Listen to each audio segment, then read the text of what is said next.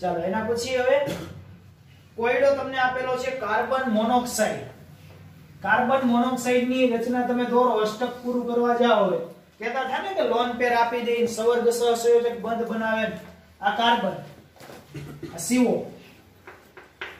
Carbon ની બાહ્યતમ કક્ષામાં કેટલા ઇલેક્ટ્રોન? 1 2 3 ને 4. ઓક્સિજન ની બાહ્યતમ કક્ષામાં કેટલા? 1 2 3 4 5 ને 6.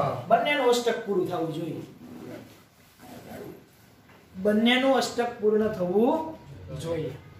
એવી રીતે બોન્ડિંગ કરાવવાનું છે. કઈ રીતે કરશો? આ તો કોઈ શીખવાડે નહીં. મતલબ કે અંદરથી એવું આપણને લાગવું જોઈએ કે આને ભાઈ બે બંધ મારે 8 ઇલેક્ટ્રોન જળવાઈ રહેવા જોઈએ, બંનેની ભાગીદારી કરાવવાની. એવું નહીં કે આમ આ તો છે ટપકા થોડાક ચેકી નાખીને આમ બતાવી દીધી. થોડોક ચેકો મારી દેવાનો એક્ઝામમાં, થોડું થોડું આમ એટલે ટપકું દેખાય નહીં સર. કેટલા ઘટાડ્યો કેટલા એટલે આમાં એના માર્ક્સ મળે ને ટપકાના માર્ક્સ હોય. એ આખો એક ઇલેક્ટ્રોન છે. ચાલો જો આની સાથે બોન્ડિંગ કરાવી દો આમ કરીને. આમ એમાં હું છે એટલું બધું વિચારવાનું. આ જો બોન્ડિંગ થઈ ગયું. આ 1 2 3 4 5 6 7 ને 8 ઓક્સિજન 8 પૂરા. આ રહ્યો કાર્બન 6 પૂરા. તો હવે શું કરવું?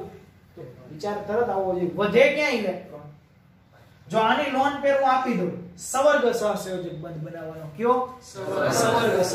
આવું જ્યારે થાય ને ત્યારે કોઈ એક છે ને ઇલેક્ટ્રોન આપતો હોય તો સવર્ગ સહસંયોજક બંધ પાછો એમાંય પાછો પ્રશ્ન એવો થાય કે સર આમાંથી સવર્ગ સહસંયોજક બંધ બનાવો કે આમાંથી? તો જો આમાંથી બનાવો તમે, માનો કે આના ઇલેક્ટ્રોન અહીં આપી દીધા આવી રીતે, એમાંથી બનાવી તો હું શું થાય?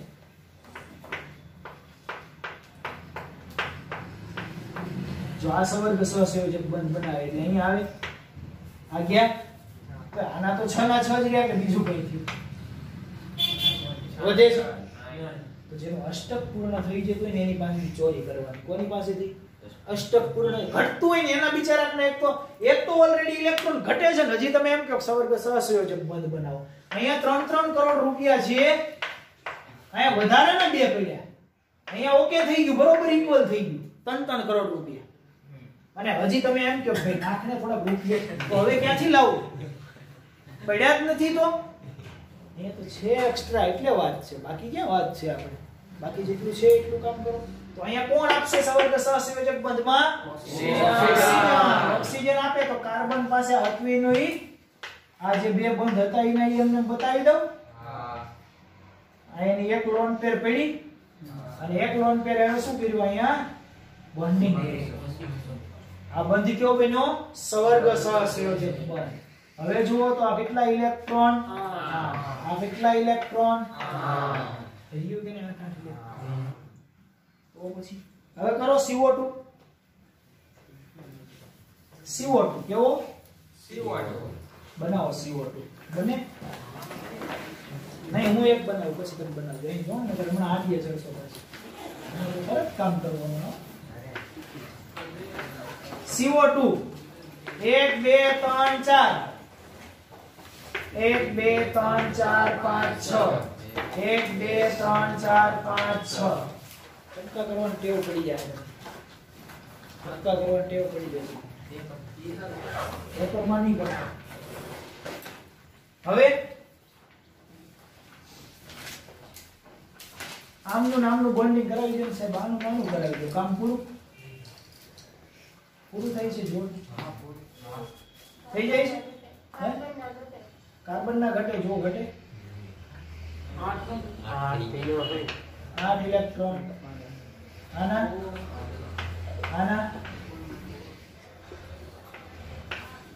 કોઈના ઘટશે?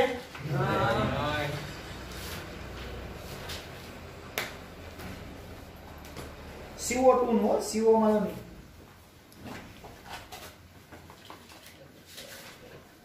એ તમારી ટેક્સ્ટમાં જે બતાવ્યું ને કેમ બતાવ્યું છે એ તમને એટલે એમ થતું હોય છે કે CO2 આપ્યું CO છે. ઓકે કાઈ વાંધો નહીં. આમાં થઈ જાય. આમાં તો કઈ પ્રશ્ન આવતો નથી. બધાના 8 થઈ ગયા. ચાલો NO2 નું બનાવો. તમે એમાં જોઈને કરવા જશો તો અટવાઈ જશો. ત્યાં જોઈને કરવા જશો એટલે ખબર જ નહીં પડે ક્યાંથી કેમ ઇલેક્ટ્રોન.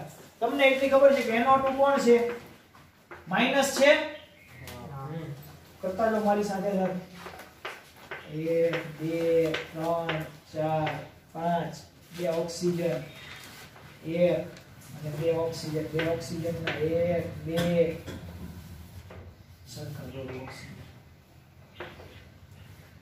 1 2 3 4 5 અને 6 1 2 3 4 5 અને 6 ચાલો કરો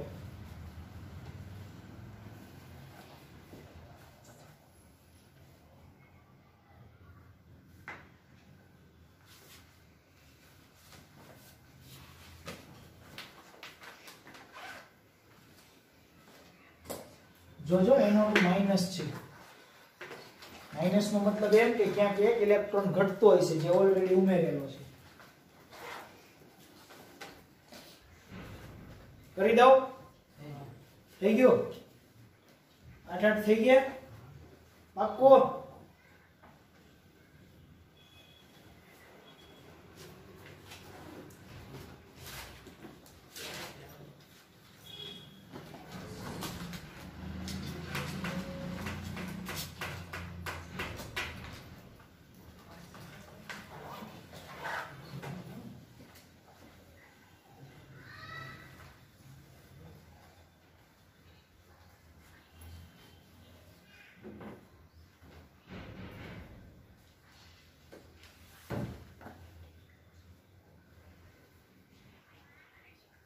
જો આની સાથે બે બોન્ડ કરી દીધા આનું અષ્ટક પૂરું થઈ ગયું કે નહીં જુઓ તો બીજું ચોક છે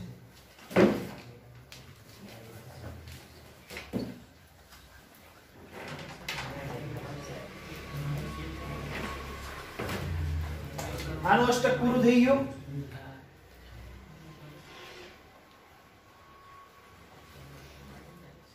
અહીંયાથી બંધ બનાવો તો આ બધા કેવા છે double double double double double double એનો ટુ કેવો છે એક ઇલેક્ટ્રોન નો અહીં ઉમેરો કરી દો માઈનસ ચાર્જ મૂકવો પડે કે નહીં આના ઉપર પ્લસ નહીં આવે શું કામ કેમ કે એમણે થોડો ઇલેક્ટ્રોન આપ્યો એનો ટુ માઈનસ વધારાનો ઇલેક્ટ્રોન મળ્યો હવે આના ઇલેક્ટ્રોન જોવો તો કેટલા થયા 1 2 3 4 5 6 7 ને 8 અને આના કેટલા છે નાઇટ્રોજન 1 2 3 4 5 6 7 ને 8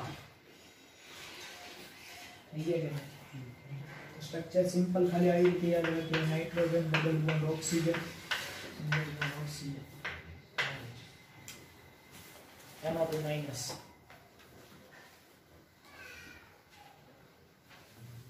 રહી જશે યાદ આવડી જશે કોઈ પણ નું દોરતા હવે નિયમનિષ્ઠ ભાર છે ખૂબ અગત્યનો ટોપિક છે નિયમનિષ્ઠ ભાર ખૂબ અગત્યનો ટોપિક છે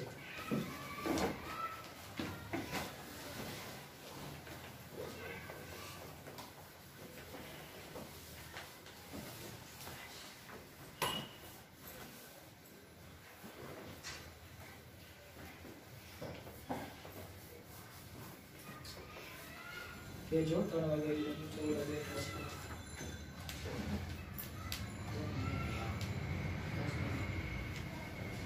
ચાલો નિયમનિષ્ઠ ભાર જેને FC કહી છે શું કીધું છે FC મતલબ ફોર્મલ ચાર્જ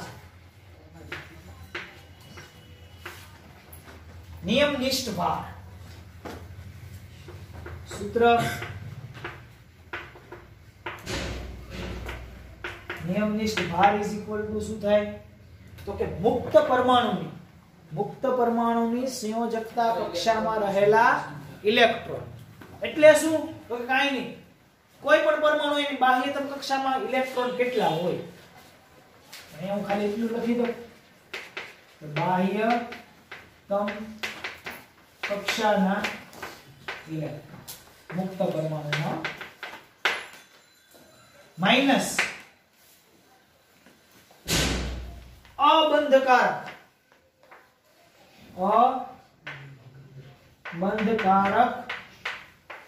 ઇલેક્ટ્રોનની સંખ્યા જે બંધમાં ભાગ ન લેતા હોય તેવા ઇલેક્ટ્રોન હમણાં આપણે એનો ઉદાહરણ હતો ને તો આમ કર્યું હતું આપણે યાદ છે અહીંયા જુઓ, અહીંયા આપણે એમ કીધું કે આમાં કેટલા બંધમાં ભાગ ન લેતા હોય એવા ઇલેક્ટ્રોન છે, કેટલા છે?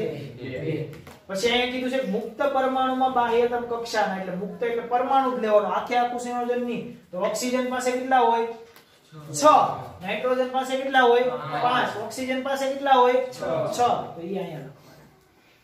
કોઈ એકનું જ પૂછશે, એકી સાથે આખે આખું નો પૂછ્યો કે NO2 નો ફોર્મલ વીજભાર જો એમ ના પૂછે. NO2 ની અંદર આ ઓક્સિજન કે નાઇટ્રોજન શેનો એવું પર્ટિક્યુલર કહેશે તમે. -1/2 બંધકારક ઇલેક્ટ્રોનની સંખ્યા. બંધકારક ઇલેક્ટ્રોનની સંખ્યા એટલે આ ઓક્સિજન માટે પૂછ્યું હોય બંધકારક ઇલેક્ટ્રોનની સંખ્યા લખો તો કેટલી થાય? આ 1 2 આ 3 અને 4. hay કે નહીં? એવું નાનકડું એવું ઉદાહરણ આપણે જોઈએ O3 નું. કોનું? O3. જેને તમે ઓઝોન કહો છો. કયો? ઓઝોન કહેતા હતા. તમે નાના હતા ત્યારે કહેતા હતા ને ઓઝોન. તમે વર્ષો પહેલા એવું કહેતા હતા ઓઝોન. કહેતા હતા? કોણ? તમે વર્ષો પહેલા નતા કહેતા? આ દિવાળી તો ગઈ, એ જૂનું નો ગઈ, આ બીજું વર્ષ તો જાય ને. વર્ષો એટલે 2 તો થયા. વર્ષો એક કરતા વધારે તો વર્ષો ના લાગે? ચાલો જવા દો. 1 2 3 4 5 6 1 2 3 1 2 3 4 5 6 આ છે O3 નું સ્ટ્રક્ચર. હમણાં થોડી વાર પહેલા આપણે બનાવ્યું હતું, એ જ છે. ઓકે, નવું નથી. શું કરતા હતા? આવું કર્યું હતું, આખું યુગમાં આપી દીધું હતું અને વધી જતા હતા. આવું કર્યું હતું. આને નંબર 1 આપ્યો, આને નંબર 2 આપો અને આને નંબર 3. એક નંબરના ઓક્સિજન માટે ફોર્મલ ચાર્જ ગણવો છે. ફોર્મલ ચાર્જ ગણવો છે. ફોર્મલ નિયમનિષ્ઠ ભાર ગણવો છે. શું ગણવો છે? નિયમનિષ્ઠ ભાર. તો શું કરશું? મુક્ત પરમાણુમાં બાહ્યતમ કક્ષાના ઇલેક્ટ્રોનની સંખ્યા. ઓક્સિજનની બાહ્યતમ કક્ષામાં કેટલા હોય? 6. માઈનસ અબંધકારક. અબંધકારક કેટલા છે? 2. -1/2 બંધકારક કેટલા છે? 1 2 3 4 5 ને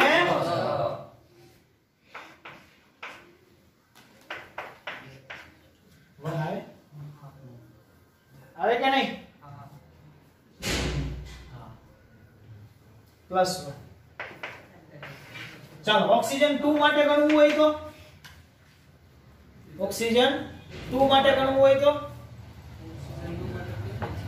આના માટે ગણવું હોય તો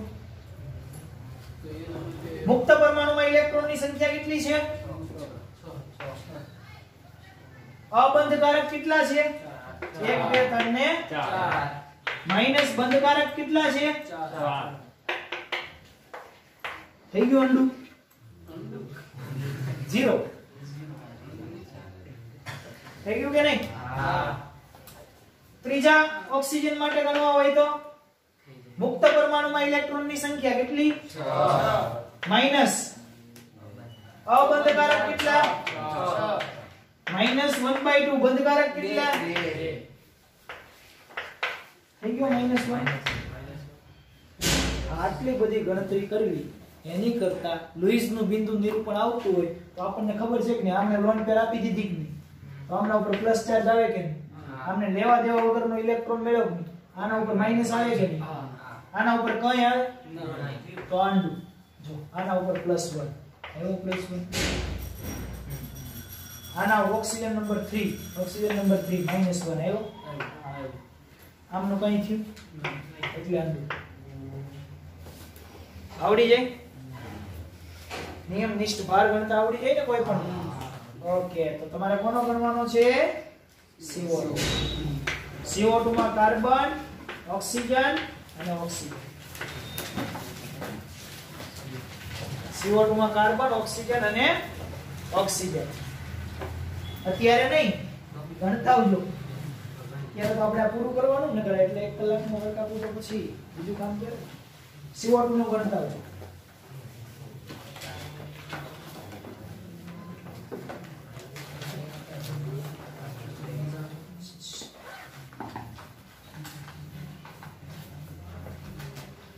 સમજદાર હોય તો ઝડપથી જવાબ આવી જાય CO2 માં. CO2 નો સંસ્પંદન બંધારણ તોડો તો કે ચાર્જ આવે એ ફોર્મલ ચાર્જ છે, પણ તમારે સૂત્ર મૂકીને ગણજો એટલે સૂત્ર ઈ બાને તૈયાર થઈ જાય તમારે. એટલે કોઈ પણ નવા અણુ શોધવાનું કે બધાયના થોડા આપણને ખબર હોય કે આના ઉપર પોઝિટિવ નેગેટિવ ઘણી વખત અટવાઈ જઈએ, તો એવા સમયે સૂત્ર કામ લાગે આપણે જાણતા હોઈએ તો. ચાલો હવે અષ્ટકના નિયમની કેટલીક મર્યાદાઓ છે. આપણે અત્યાર સુધી અષ્ટક કરતા હતા ને 8 ઇલેક્ટ્રોન જ કર્યા બધે, પણ અમુક એની લિમિટ છે. દરેકની મર્યાદા હોય કે ના હોય?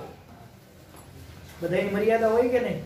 ઓકે, એમ અષ્ટકના નિયમની પણ મર્યાદા છે. અષ્ટકનો નિયમ શું કહે છે ખબર? પ્રથમ એવું કહે છે ભાઈ કે મધ્યસ્થ પરમાણુનું અર્ધપૂર્ણ અષ્ટક. મધ્યસ્થ પરમાણુ એટલે કયો? હમણાં આપણે સેન્ટરમાં લખતા હતા ને ઓછી વિદ્યુતઋણતા વાળો, એનું અર્ધપૂર્ણ અષ્ટક જોવા મળે છે. ક્યાં જોવા મળે છે? તો કે જેનો પરમાણુ ક્રમાંક 4 કરતા નીચો હોય. 4 કરતા નીચો હોય. 4 કરતા નીચો એટલે કેટલો? 1 થી 3 થયો. તો લિથિયમ થી હાઇડ્રોજન થી લઈને ક્યાં સુધી? બોરોન સુધી. અથવા હું એમ કહું 4 કરતા નીચે 4 કરતા બાહ્યતમ કક્ષાના ઇલેક્ટ્રોન નીચે. બાહ્યતમ કક્ષાના ઇલેક્ટ્રોન ઓછા હોય. 4 કરતા ઓછા એટલે કેટલા? 3 થયા. તો બોરોન સુધી અષ્ટકનો નિયમ લાગુ પડતો નથી. એનું અષ્ટક પૂરું કરવા જાવ થાય? આ BH3 બોરોન ના હાઇડ્રાઇડ છે BH3. તો બોરોન ની સંયોજકતા કક્ષામાં કેટલા ઇલેક્ટ્રોન? 3 છે. આ એના હાઇડ્રાઇડ બનાવો. ક્યાં અષ્ટક પૂરું થયું? મધ્યસ્થ પરમાણુ થયું. તો જેની સંયોજકતા કોષમાં 4 કરતા ઓછા ઇલેક્ટ્રોન છે તેવાને અષ્ટકનો નિયમ લાગુ પડતો નથી. બીજું વસ્તુ કે એકી ઇલેક્ટ્રોન અણુમાં એકી ઇલેક્ટ્રોન અણુ એટલે કેવા? કાર્બન મોનોક્સાઇડ છે, જોયો છો ને હમણાં? Carbon monoxide, nitrogen monoxide. સાહેબ એમાં તો 8 ઇલેક્ટ્રોન તમે કરી દીધા હતા. પણ આવું કર્યું હતું ને? આવું કર્યું હતું ને? નાઇટ્રો ઓક્સિજન છે 3 બંધ બનાવે. કેટલા બનાવે? 2 બનાવે. તો એકી અણુ એટલે કેવા? Nitrogen monoxide, carbon monoxide. આવામાં પણ અષ્ટકનો નિયમ લાગુ પડતો નથી. એ તો આપણે સવર્ગ સહસંયોજક બંધ બનાવ્યો ત્યારે એનું અષ્ટક પૂરું થયું, બાકી પૂરું થાય નહીં. હમણાં NO2 માઈનસ, આ NO2 છે, NO2 ખાલી NO2 માં લગાડો ને અષ્ટકનો નિયમ લાગે નહીં. ઉપરથી ઇલેક્ટ્રોનનો ઉમેરો કરવો પડે છે એટલે ઉપર માઈનસ લખીએ છીએ કે નહીં? વધારાનો ઇલેક્ટ્રોન ઉમેરો કર્યો ત્યારે એનું અષ્ટક પૂરું થયું, બાકી અષ્ટક પૂરું થાય એમનું નહીં. અષ્ટક પૂર્ણ થતું નથી. બીજું છે વિસ્તૃત અષ્ટક. પેલું એમણે એમ કીધું કે 4 કરતા ઓછા બાહ્યતમ કક્ષાના ઇલેક્ટ્રોન હોય એને લાગુ ના પાડી શકાય. પછી એમ કીધું એકી અણુઓ હોય એવાને ના લાગુ પાડી શકાય. અને હવે આગળ શું કીધું ખબર? કે વિસ્તૃત અષ્ટક એટલે શું? તો કે 8 કરતાય વધી જાય ઇલેક્ટ્રોન. અત્યાર સુધી 8 કરતા ઓછા રહેતા, હવે 8 કરતા વધી જાય. તો એવા કોણ છે? તો એવા જે તત્વો છે SF6 છે, PF5 છે, આ ફોસ્ફરસ છે, ફોસ્ફરસ 2SO4. કેટલામાં સમૂહનું તત્વ છે ફોસ્ફરસ? 15માં સમૂહનું છે. બાહ્યતમ કક્ષામાં કેટલા ઇલેક્ટ્રોન હોય? 5 હોય. 1 2 3 4 અને 5 ઇલેક્ટ્રોન હોય. ક્લોરીન સાથે જોડું તો આવું થાય કે નહીં? ક્લોરીન ની બાહ્યતમ કક્ષામાં સાથે જ હોય, દરેકને ખબર છે કે નહીં? તો ફ્લોરીન ના બધાના અષ્ટક પૂર્ણ થઈ જાય. જોવો ને થઈ જાય. તો ફોસ્ફરસ નું કેટલું થાય? 10 ઇલેક્ટ્રોન થાય કે નહીં? તો વિસ્તૃત અષ્ટક કીધું એટલે 8 કરતા ઇલેક્ટ્રોન વધી જાય છે કેટલાક સંયોજનોમાં, એમાં પણ અષ્ટકનો નિયમ લાગુ પડતો નથી. PCl5 નામ સાંભળ્યું તમે? Phosphorus pentachloride, PCl5. આમાં અષ્ટકનો નિયમ નથી લાગુ પડતો. H2SO4 સલ્ફ્યુરિક એસિડ, એમાં સલ્ફર જે છે મધ્યસ્થ પરમાણુ છે એના ઇલેક્ટ્રોનની સંખ્યા વધી જાય છે, એમાં અષ્ટકનો નિયમ લાગુ નથી પડતો, તો વિસ્તૃત અષ્ટક થઈ જાય છે. તો મુખ્ય અષ્ટકની કેટલી મર્યાદાઓ છે? આ 3 મર્યાદાઓ છે મુખ્ય. કઈ પહેલી મર્યાદા? જેની સંયોજકતા કક્ષામાં 4 કરતા ઓછા ઇલેક્ટ્રોન હોય, 4 હોય એને જ લાગુ પાડી શકાય. કાર્બનમાં 4 જ છે જો સંયોજકતા, તો એમાં તો થાય છે અષ્ટક. 4 કરતા ઓછા હોય એને અષ્ટકનો નિયમ લાગુ પડતો નથી. પછી બીજું શું કીધું? એકી અણુમાં લાગુ પડતો નથી. ત્રીજું શું કીધું? વિસ્તૃત અષ્ટક, જેમાં 8 કરતા ઇલેક્ટ્રોન વધી જાય એવા સંયોજનોમાં પણ લાગુ પડતો નથી. અષ્ટકના નિયમની બીજી ખામીઓ તમને ખબર છે કે અષ્ટકે શરૂઆતમાં આપણને એમ કીધું કે આવર્ત કોષ્ટકમાં અષ્ટક ભાઈએ શું કર્યું? લુઈસ અને પેલા ભાઈ બે જ અષ્ટક આપ્યો નિયમ, તો એમણે એમ કીધું કે અષ્ટકનો નિયમ એવું કહે છે કે ભાઈ આવર્ત કોષ્ટકને એમણે ધ્યાનમાં રાખીને કર્યો છે, એમાં સૌથી વધારે વિદ્યુત ધનમય આવર્ત કોષ્ટકમાં ડાબી બાજુ, વિદ્યુત ઋણમય જમણી બાજુ અને ઊંડા વાયુ એટલે નિષ્ક્રિય વાયુઓને અલગ કરેલા છે. આવું કર્યું એટલે નિષ્ક્રિય વાયુઓ પ્રક્રિયા કરતા નથી. તો આમાં જો નીચે પ્રક્રિયા કરેલા બતાવેલા છે, કેટલાક ઝેનોન છે, રેડોન છે, ક્રિપ્ટોન છે, આ બધા સંયોજનો બનાવે છે, ઊંડા વાયુ સંયોજનો બનાવે છે. એમાં પણ અષ્ટકના નિયમનું પાલન થતું નથી. તો 100% અષ્ટકની પણ 90% ની અંદર અષ્ટકનો નિયમ ફોલો થાય છે, 10% ની અંદર અષ્ટકના નિયમનું પાલન થતું નથી. ક્યાંક અપવાદ આવશે, પણ તમારે પેલું ભૂલીને જ જાઓ 8 ઇલેક્ટ્રોન કરવાના. તમારે 8 ઇલેક્ટ્રોન બનાવો તો જ સંયોજન બનશે ને, બાકી તો સંયોજન કેટલા બંધ બનાવશે ખબર કેમ પડશે? 8 ઇલેક્ટ્રોન નહીં કરીએ એટલે આપણે એ નિયમથી જ ચાલવાનું છે. પણ આ તો એમની ખામીઓ છે. દરેકે સારું કામ કર્યું હોય તો એની ખામી હોય કે નહીં થોડી ઘણી, એમ આની થોડી ખામી છે, એને આપણે થોડી અવગણી નાખવાની, એને બહુ માથે લેવાની નથી. તો ત્યાર પછી આપણે જે આણ્વીય અથવા તો વિદ્યુત સહસંયોજક બંધ છે તેનો અભ્યાસ કરશું.